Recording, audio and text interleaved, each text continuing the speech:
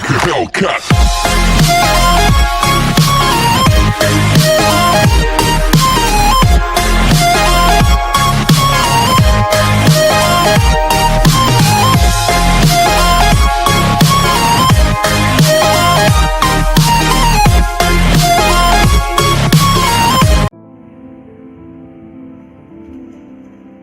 हरे कृष्णा। आज मैं एकादशी के विषय में कुछ बातें बताना चाहती हूँ।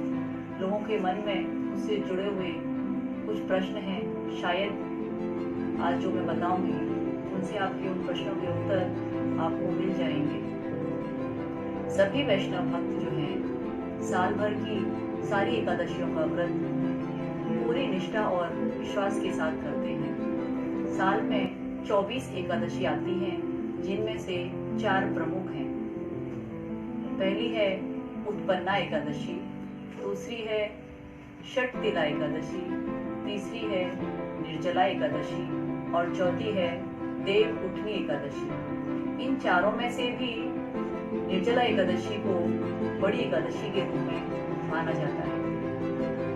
एक बार भीमसेन जी ने व्यासदेव जी से प्रश्न किया कि हे प्रभु, सभी पांडव एकादशी व्रत का पालन करते हैं, माता कुंती भी एकादशी का व्रत करती हैं और वे लोग मुझे भी एकादशी व्रत करने के लिए कहते हैं, किंतु मेरे पेट में जो जठराग्नि है वह इतनी तीव्र है कि मैं कुछ समय के लिए भी बिना भोजन के नहीं रह सकता। तो आप मुझे कोई ऐसा सरल और उत्तम मार्ग बताइए कि मैं भी अपने लिए स्वर्ग में स्थान निश्चित कर सकूं। तो व्यासदेव जी ने उन्हें ज्येष्ठ मास में आने वाली इस शुक्ल पक्ष की एकादशी, जिसे निर्जला एकादशी कहते हैं, इसके विषय में बताया।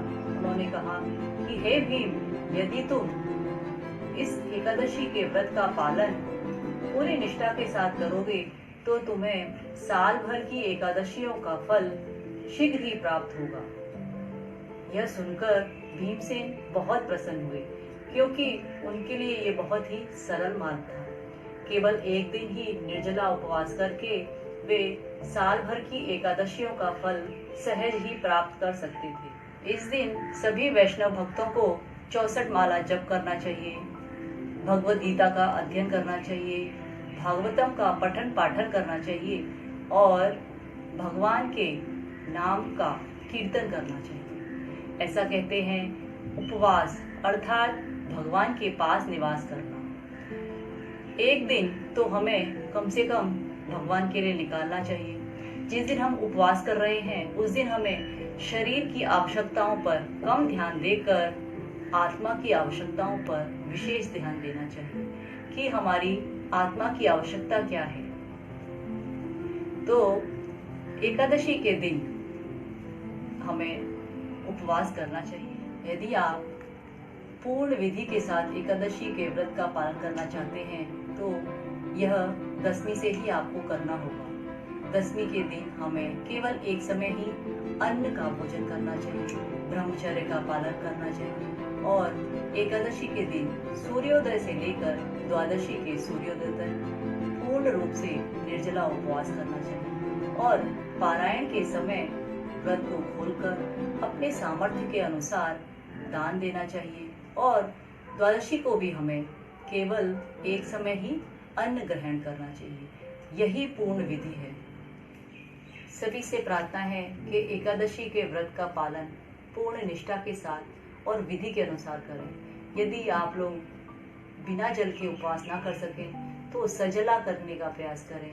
यदि जल के साथ भी ना हो पाए तो फलाहार करें और फलाहार भी ना हो पाए तो आप उपवास में बनने वाले विभिन्न प्रकार की सामग्रियों को खाकर उपवास पकड़ें, लेकिन उपवास अवश्य करें। जो लोग बीमार हैं या जो छोटे बच्चे हैं उन्हें भी उपवास करने के लिए हम लोग कहते हैं, क्योंकि वे लोग खाकर अर्थात आपको केवल अन्न ग्रहण नहीं करना है और बहुत सारी ऐसी वस्तुएं हैं जिन्हें आप खा सकते हैं। दूध से निर्मित वस्तुएं हैं, जूस हैं, फल हैं, इन्हें खाकर भी आप उपवास कर सकते हैं। या फिर जो लोग उपवास नहीं कर सकते और जो लोग उनके घर में उपवास कर रहे हैं वे लोग उपवास करके अपने उपवास का फल तर्पण करके उन्हें समर्पित कर सकते हैं।